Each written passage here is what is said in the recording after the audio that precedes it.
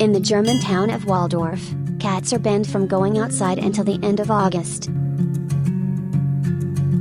Authorities urged cat owners to keep their cats indoors until the end of August to protect the rare crested lark during the breeding season.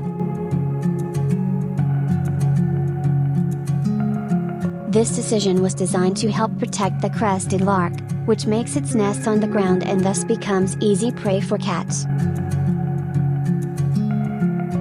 It is stated that the decision, which applies to all cats in the southern part of the town and will be repeated for 3 years, puts pet people in trouble. It was stated that the head of the local Animal Protection Association plans to take legal steps to appeal the decision.